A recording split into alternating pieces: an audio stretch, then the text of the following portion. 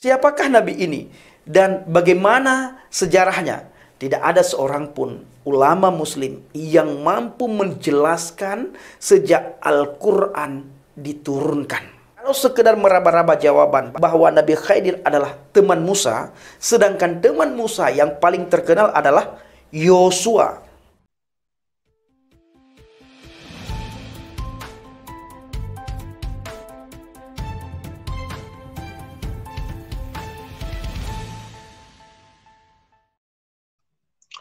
Assalamualaikum warahmatullahi wabarakatuh. Berjumpa lagi dengan HMC News, channel Kota Berita yang menyajikan informasi seputar dunia debat lintas agama yang tepat, cepat, akurat, dan terpercaya. Langsung kepada tema yang mau kita bahas ya.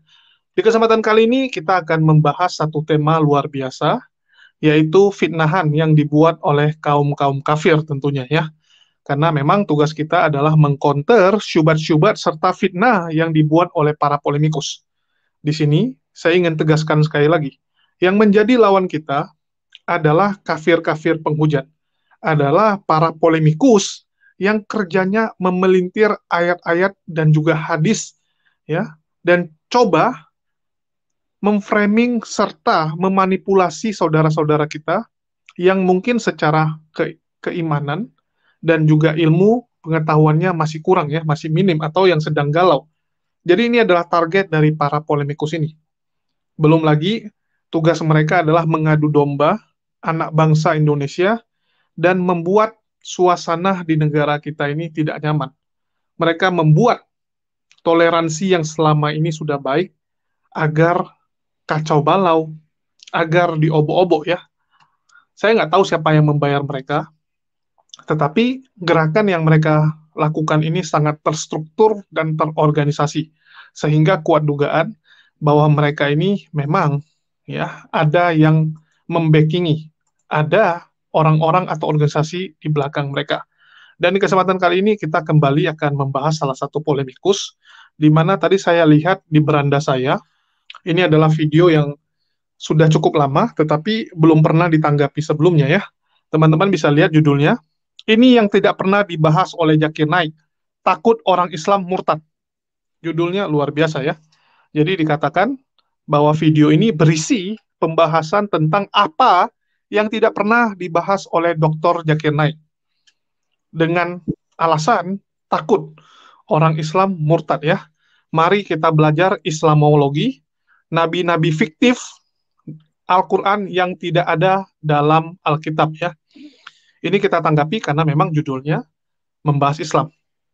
Dan sebagai umat muslim, kita berhak untuk meluruskan syubhat-syubhat dan fitnahan yang dibuat terhadap Islam ya. Jadi saya menggunakan hak saya untuk menjawab dan meluruskan fitnahan tersebut. Kita tonton, ini langsung channel dia ya, teman-teman bisa cek. Ya, kalian bisa lihat sendiri, kita tidak menambah-nambah ataupun mengurangi. Ini adalah channel langsung si Effendi Usman. Ya, teman-teman bisa lihat bagaimana dia mencoba memelintir-melintir ya, dan menggunakan framing-framing jahatnya untuk mengelabui dan juga menyesatkan umat muslim. Oke, kita dengarkan dulu sambil kita bantah ya.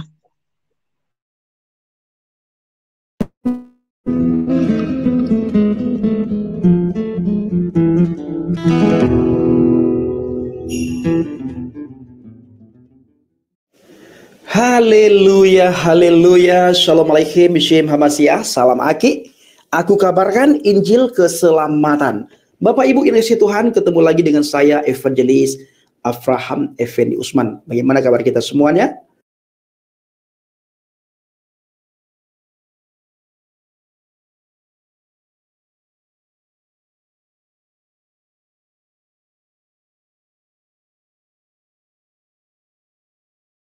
Luar biasa. Yang pertama sekali saya ucapkan selamat hari Minggu, selamat beribadah. Tuhan Yesus Kristus memberkati kita semuanya. Kali ini saudaraku kita akan membahas mengenai Islamologi. Mari kita belajar Islamologi. Mereka sering menghina, menyerang, mengolok-ngolok iman kekristenan. Nah, bagaimana cara kita menjawab sehingga argumen itu bisa dipatahkan? Dan tidak salahnya kita juga belajar mengenai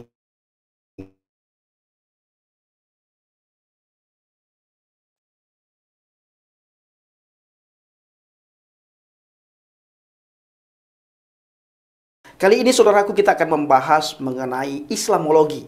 Mari kita belajar Islamologi. Mereka sering menghina, menyerang, mengolok-ngolok iman kekristenan. Nah, bagaimana cara kita menjawab sehingga argumen mereka itu bisa dipatahkan? Dan tidak salahnya kita juga belajar mengenai Islamologi agar sesekali kita bisa membalikkan keadaan.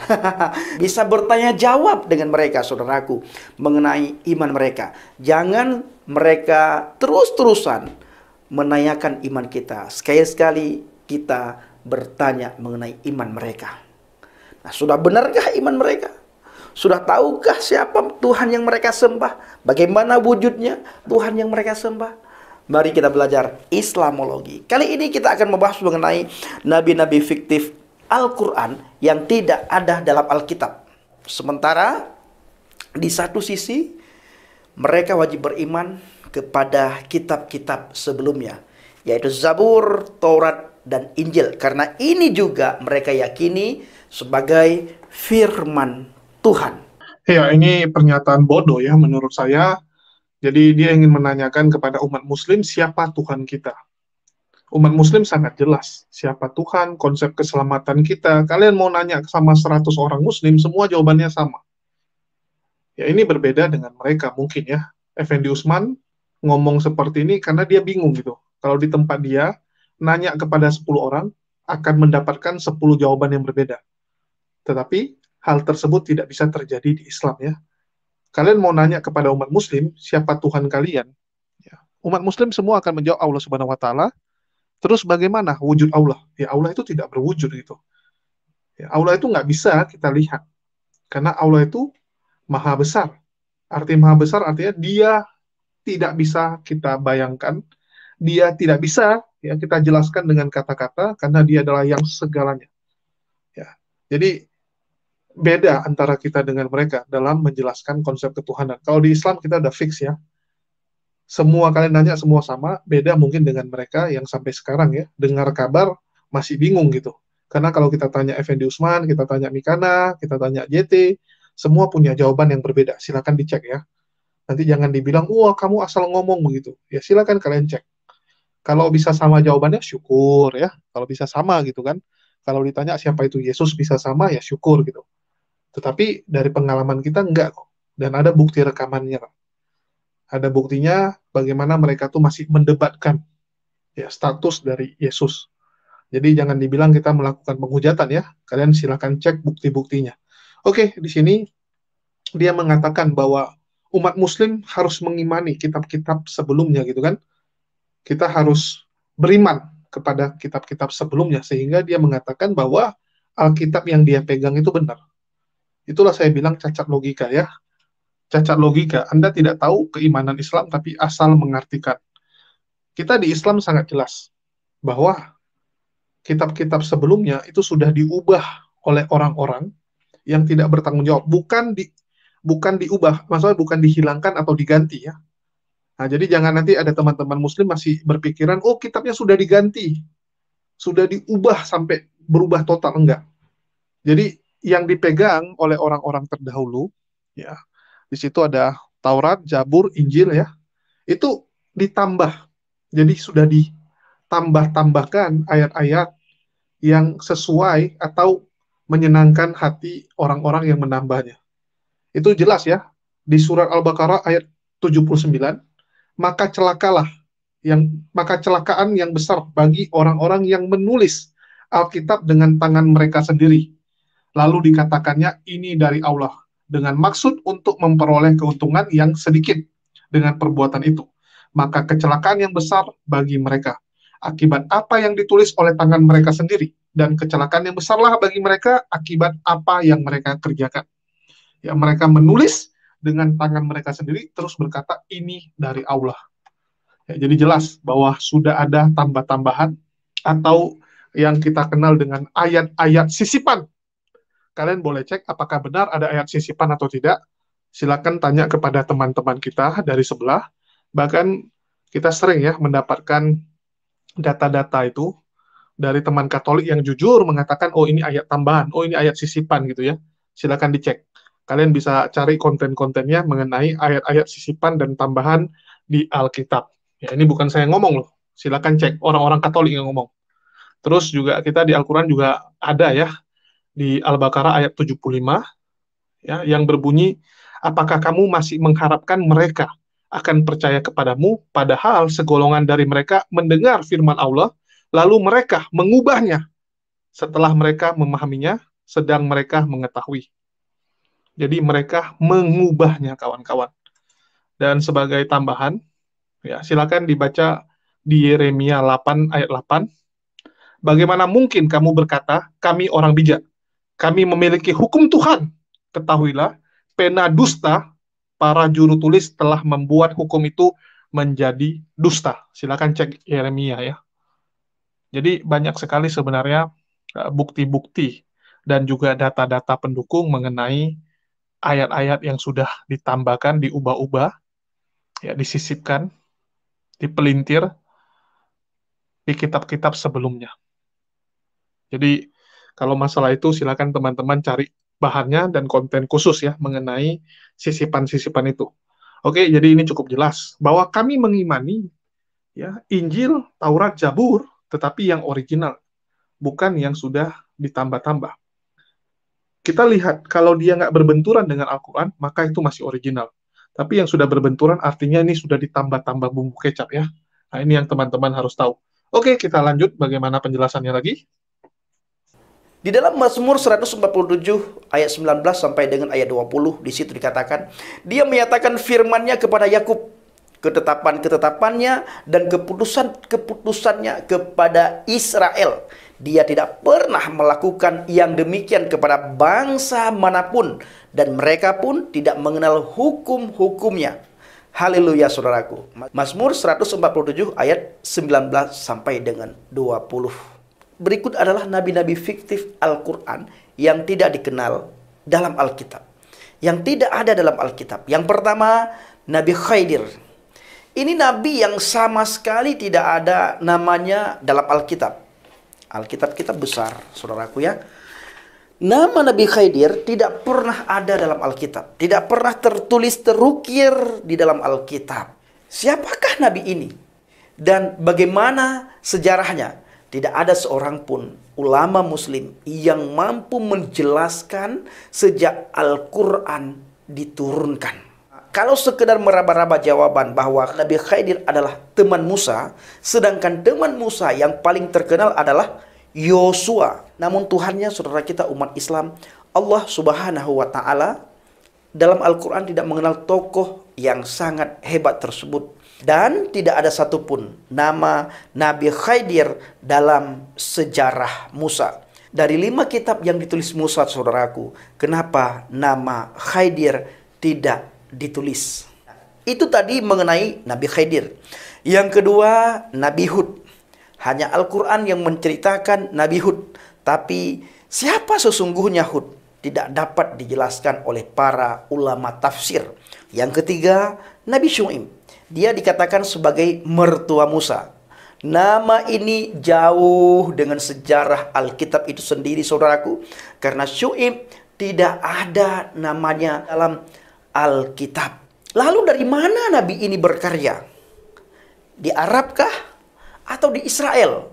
Mungkin maksudnya Yitro. Samakah Syu'aib dengan Yitro? Yang keempat, Luqman. Dia memang bukan nabi, tapi dianggap sebagai seorang filsuf dengan nasihat yang luar biasa tentang tauhid. Mengesahkan Allah umat Islam dengan murni tanpa mencampurkannya dengan apapun. Termasuk tidak boleh mencium batu hitam seperti yang diperintahkan oleh Muhammad kepada pengikutnya. Nama nabi ini juga tidak ada dalam sejarah Alkitab. Mungkin ada beberapa kemiripan karena pengucapan Arab dengan Ibrani berbeda.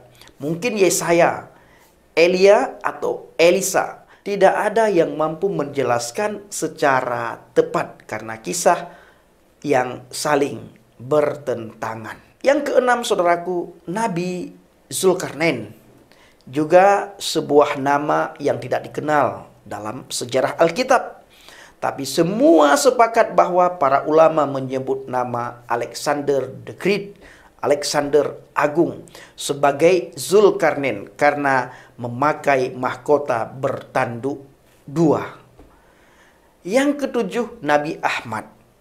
Ini juga nama yang dianggap pernah diramalkan oleh Yesua Hamasyah, bahwa Nabi ini diceritakan dalam Injil, tapi tidak ada satu ayat pun yang membenarkan ada nama Ahmad dalam perjanjian baru, apalagi perjanjian lama. Namun semua ulama muslim sepakat bahwa Ahmad adalah Muhammad. Jadi tidak nyambung dengan konteks. Yang kedelapan, Nabi Muhammad adalah nabi yang ke-25 yang dipercaya oleh saudara kita umat muslim sebagai nabi dari Arab, sebagai penutup para nabi, khatimul anbiya. Padahal sejak dunia ini diciptakan, belum pernah Bapa Yahweh menciptakan langit dan bumi mengirim utusan dari Arab. Jadi Elohim belum pernah mengirim nabi selain yang ditulis dalam Alkitab. Dan ia juga tidak pernah berbuat demikian kepada bangsa manapun. Para subscriber pencinta channel Injil Gemar BK Baget dan juga para murtadin seluruh Indonesia, saya tidak tahu persis bagaimana mengharmonisasikan nama-nama sejarah dari Al-Quran ini. Padahal Al-Quran meminta agar Muhammad memperhatikan Alkitab. Wahai Muhammad, kalau kamu ragu-ragu tentang apa yang aku turunkan kepadamu, maka bertanyalah kepada ahli kitab.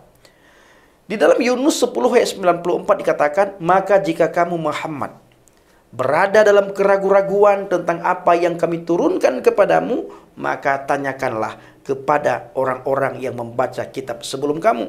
Sesungguhnya telah datang kebenaran kepadamu dari Tuhanmu, sebab itu janganlah sekali-kali kamu termasuk orang-orang yang ragu-ragu.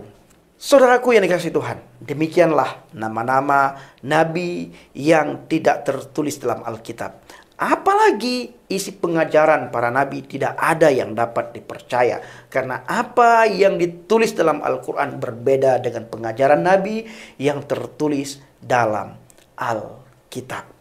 Menurut Muslim, Nabi Khidir ada yang menyebut Khidir, nama lengkapnya adalah Balia bin Malkan bin Falik bin Abir bin Shalik bin Arfakhshas bin Sam bin Nabinuh. Saudaraku yang dikasihi Tuhan, silakan simpulkan sendiri. Kiranya video singkat ini menjadi pengajaran bagi kita dan bisa membuka wawasan kita. Ya, teman-teman sudah dengar ya, bagaimana dia mengatakan bahwa nabi-nabi tersebut adalah fiktif ya. Menurut dia itu adalah fiktif, dan teman-teman harus tahu dulu arti kata fiktif itu ya, supaya kita jangan gagal paham. Jadi kalau teman-teman search di KBBI, arti kata fiktif adalah bersifat fiksi, hanya terdapat di dalam khayalan. Jadi istilahnya itu bukan tokoh sebenarnya. Jadi saya ingin katakan bahwa ini adalah tuduhan yang kejam ya, dengan mengatakan nabi-nabi adalah tokoh fiktif. Padahal jelas itu ada di dalam Al-Quran yang sangat diimani oleh saudara-saudara muslim kita, oleh seluruh umat muslim di dunia ini. Kalau kamu belum pernah ketemu, jangan kamu bilang fiktif. Ya, jangan gara-gara kamu nggak pernah jumpa, terus kamu katakan fiktif, atau karena kamu nggak suka. Bagaimana kalau kita katakan tokoh-tokoh ya yang kamu imani selama ini juga fiktif?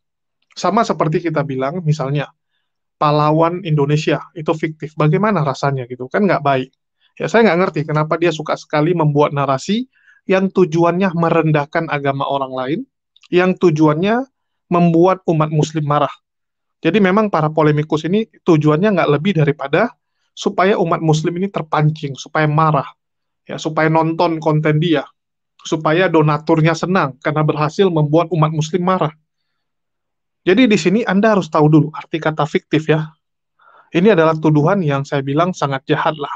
Mengatakan bahwa nabinya umat muslim itu adalah nabi-nabi fiktif yang ada di Al-Quran. hanya gara-gara nama nabi tersebut ataupun nabi tersebut tidak ada di dalam kitab yang kamu imani. Harusnya kalau kamu belajar Islamologi, kamu menjelaskan tentang ya, ilmu-ilmu yang di dalam Islam. Itu namanya Islamologi. Sedangkan kalau kamu menyerang agama Islam itu bukan Islamologi ya. Silakan Anda cek. Yang namanya Kristologi, Islamologi itu memang menjadi bagian dari pengajaran. Kita bisa mendapati hal tersebut saat Anda kuliah ilmu perbandingan agama. Di kuliah ilmu perbandingan agama, yang kita belajar adalah bagaimana ilmu-ilmu tentang kekristenan, ilmu-ilmu tentang Islam, tetapi bukan bagaimana menyerang, bagaimana menghujat ya dan melecehkan agama orang lain, bukan. Anda nggak nyambung gitu. Silakan Anda cek dulu asli arti dari Islamologi ya. Anda silakan cek dan tanyakan kepada dosen-dosen yang mengajarkan subjek Islamologi, mata pelajaran Islamologi. Seharusnya di STT juga ada ya, Islamologi, tetapi hanya mempelajari ilmu-ilmu tentang Islam. Siapa nabinya, ajarannya seperti apa, tradisinya seperti apa. Bukan menyerang ataupun menghujat agama Islam. Ini yang teman-teman harus tahu dulu ya. Karena yang dilakukan Effendi Usman ini bukan Islamologi. Biar kalian jangan salah ya, teman-teman Kristen jangan salah. Yang diajarkan Effendi Usman bukan Islamologi, tapi menyerang agama Islam. Oke, kita akan lanjutkan.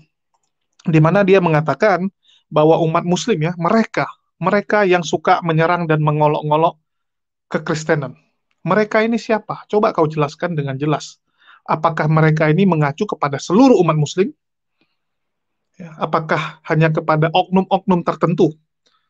Kalau saya ngomong, saya selalu jelas gitu. Polemikus. Begitu saya bahas kontennya, saya langsung spesifik. Polemikusnya siapa? Contoh Effendi Usman. Seperti yang sedang kita tanggapi sekarang. Saya sebut polemikus. Karena kerjanya hanya membuat polemik untuk keuntungan pribadi dan kelompoknya. Target saya jelas gitu. Saya tidak ada masalah dengan kekristenan. Orang-orang Kristen itu adalah orang-orang yang baik menurut saya. Saya punya banyak teman Kristen. Dan saya tidak ada masalah dengan agama Kristen. Karena saya lihat pengajarannya juga tidak pernah mengajarkan untuk menyerang Islam, menghujat agama Islam. Enggak ya. Tetapi kita bisa lihat bagaimana tingkah laku polemikus yang terus memperkeruh keadaan demi pundi-pundi kekayaan pribadi. Oke, kita lanjut. Ya, dia bilang sekali-kali mau membalikkan keadaan ya. Jadi saya bingung gitu, sekali-kali membalikkan keadaan. Apakah selama ini keadaannya itu tidak menguntungkan bagi Anda? Keadaannya itu selalu membuat umat muslim di atas, sehingga Anda berpikir sekali-kali gantian lah. Masa saya terus yang menderita? Sekali-kali saya menang gitu kan. Karena mungkin udah kebiasaan kalah gitu. Effendi Usman itu selalu kalah, jadi dia pengen sekali-kali bisa menang ya. Aneh. Oke, kita lanjut. Di sini dia mengatakan beberapa nama ya, yang dia katakan sebagai fiktif, nabi-nabi fiktif. Yang pertama adalah Nabi Kaidir. Ya. Bagi umat muslim nggak ada nabi fiktif itu gitu. Di dalam Al-Quran, kita mengimani mereka itu adalah nabi, sama seperti kami mengimani Nabi Isa alaihissalam sebagai seorang nabi. Ya, jadi harus jelas dulu. Terus kalau kita tanya, apakah umat muslim menganggap Nabi Kaidir ini fiktif? Silakan Anda tanya. Anak-anak saja, ya, anak-anak saja di Islam itu bisa menjelaskan siapa itu Nabi Kaidir. Terus dia mengatakan, oh, masa temannya Musa gitu kan? Sama seperti Maryam, saudaranya Harun, saudara Musa. Terus dia bilang, wah, seakan-akan mereka hidup sejaman. Apa-apaan itu? Anda harus belajar dulu bahasa yang baik dan benar.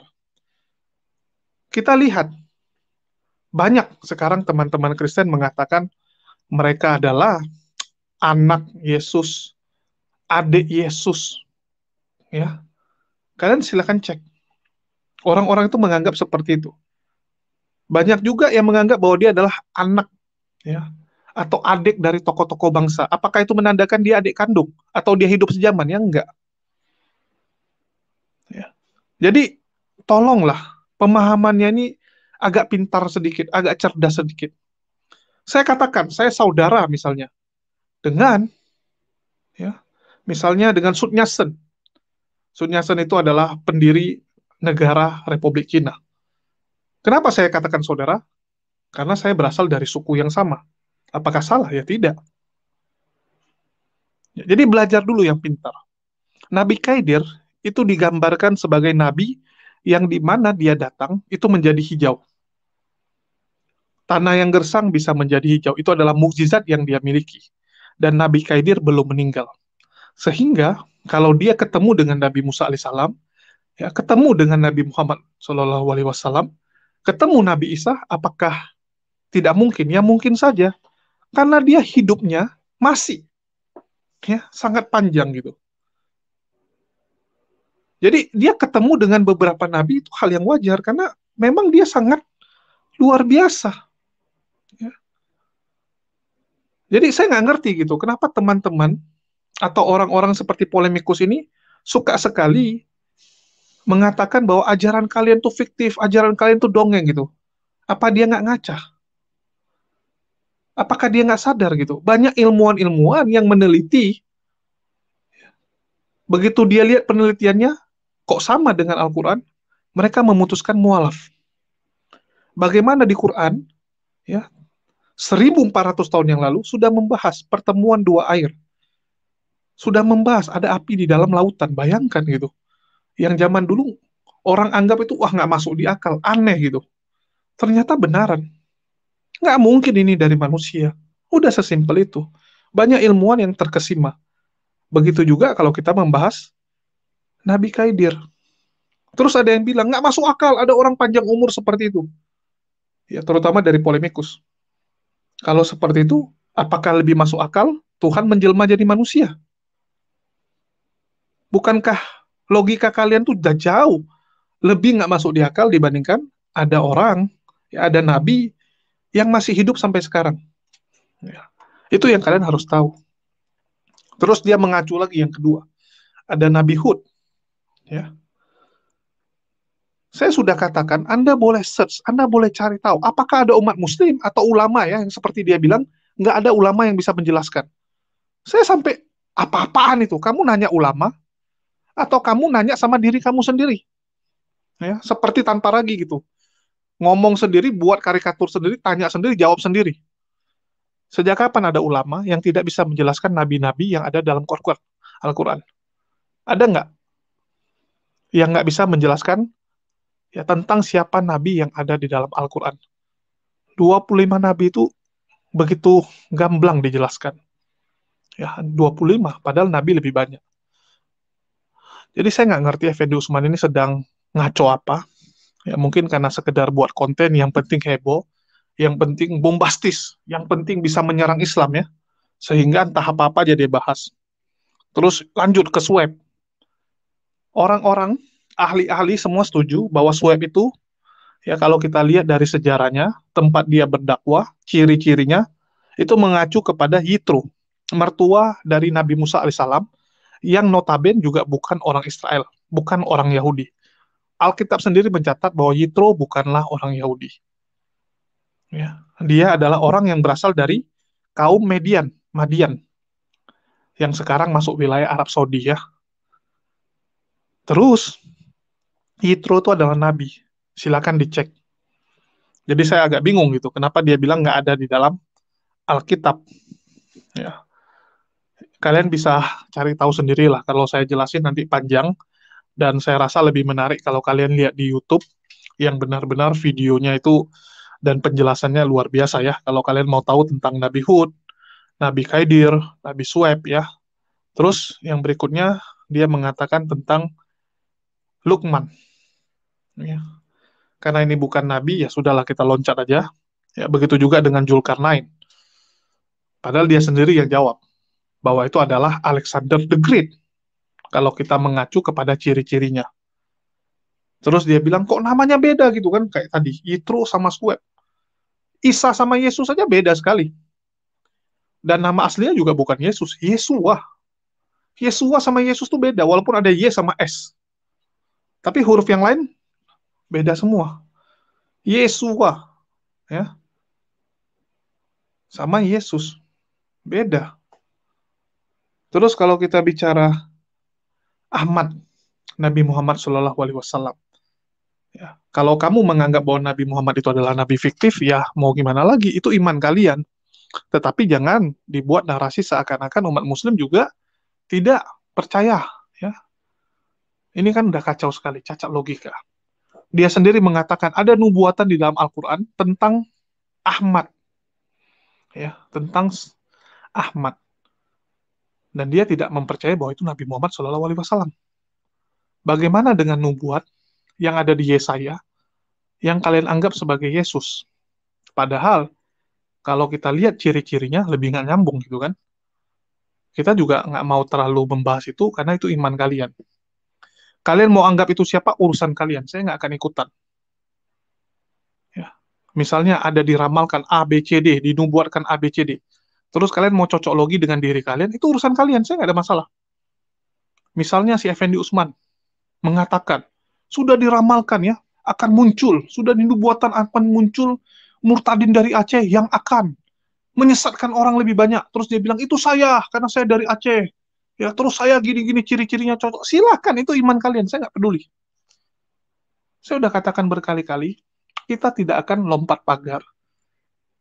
Kita hanya menjelaskan berdasarkan bukti-bukti dan fakta-fakta yang ada. Dan kami harap teman-teman Kristen itu bisa membuka mata ya, bahwa yang dilakukan oleh polemikus ini nggak lebih daripada memperkeruh keadaan saja. Padahal ya, konten-konten seperti ini tidak pantaslah dibuat.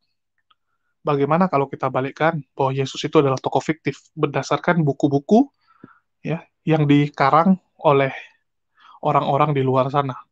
Ada juga gitu yang menulis Yesus fiktif, ada yang menulis juga Yesus ini adalah penjahat, pemberontak dan sebagainya gitu. Kalau mau dibahas juga bisa, tapi saya memilih ya kita jangan bahas lah.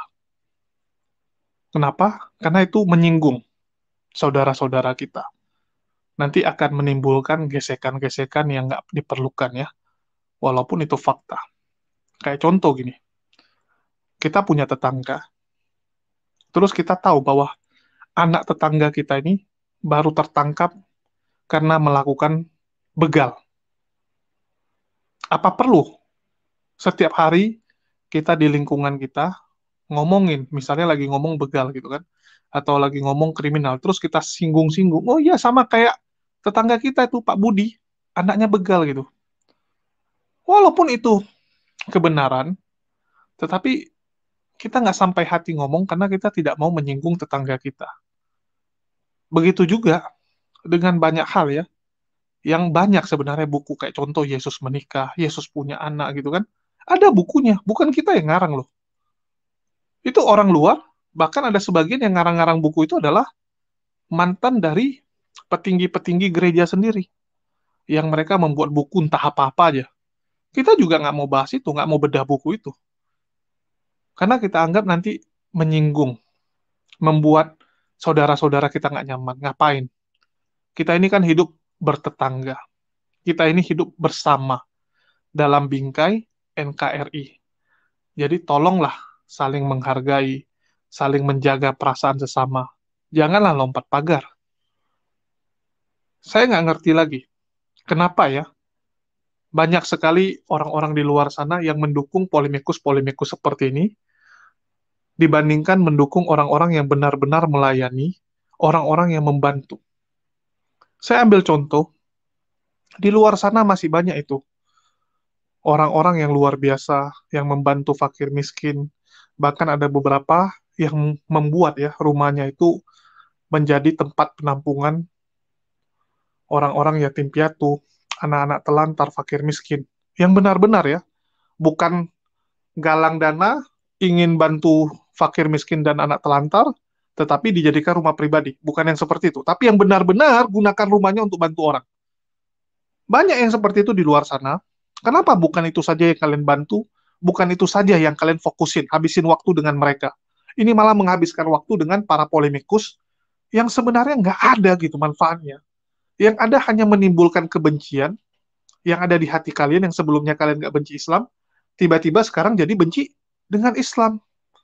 Ini kan ngaco, ini kan nggak baik gitu. Untuk apa? Jadi saya mohonlah kepada teman-teman Kristen, kita harus lawan ya para polemikus-polemikus yang memperkeruh keadaan seperti ini. Mereka ini nggak lebih daripada benalu. Mereka tidak mencerminkan kekristenan, mereka hanya fokus ya kepada diri mereka sendiri, dan inilah lawan kita. Jadi tolonglah ya, tolong mengerti bagaimana situasi umat muslim sekarang, bagaimana umat muslim itu selalu dijadikan korban, diserang, di framing seakan-akan yang duluan memulai, padahal nyatanya umat muslim hanya bereaksi. Umat muslim hanya mengcounter seperti yang sedang saya lakukan. Nanti kita terlalu keras, ya terlalu ofensif, nanti dibilang ya menindas minoritas, nanti dilaporkan. Kadang saya serba salah gitu. Nanti terlalu keras, mewek dan melaporkan. Entah berapa banyak ya orang-orang yang nggak senang terus melaporkan saya. Mereka cuma bisa seperti ini. Tapi ya nasib gitu. Karena kita dianggap lebih besar, lebih superior. Sehingga kita mukul dikit udah dianggap sebagai tindakan kekerasan. Sama seperti abang gitu kan, dengan adiknya. Padahal adiknya yang gangguin abangnya terus. Adiknya terus yang isengin abangnya. Begitu abangnya mukul sekali, adiknya langsung mewek-mewek bilang sama mama dia disakiti. Padahal abangnya udah ingatkan berkali-kali. Itulah yang terjadi dengan umat muslim sekarang ya. Ya kita berusaha lah mencoba mengcounter sebisa mungkin. Itulah yang sedang kita lakukan. Dan saya mohon maaf ya kalau ada beberapa hal atau perkataan saya yang menyakitkan. Karena memang ya segala yang benar itu dari Allah, yang kurang itu dari saya. Yang saya lakukan hanya mencoba meluruskan dan mengcounter fitnahan-fitnahan yang dibuat polemikus. Mungkin itu saja yang bisa saya sampaikan. Lebih dan kurang, saya mohon maaf. Makasih buat dukungan teman-teman selama ini ya, yang terus mendukung channel ini agar bisa terus bersuara dan juga membentengi iman saudara-saudara kita. Karena yang paling penting, ya selain kita menyiarkan, kita juga harus membentengi iman saudara kita. Apa guna banyak yang mualaf, tapi banyak saudara-saudara kita yang murtad juga. Nah, ini yang paling penting gitu. Kita harus membentengi saudara-saudara kita jangan sampai disesatkan ya oleh pemahaman-pemahaman yang tidak baik, tidak benar. Oleh pemahaman-pemahaman yang mengatakan Islam itu agama bla bla bla gitu kan, agama yang jahat dan sebagainya. Ini yang kita luruskan.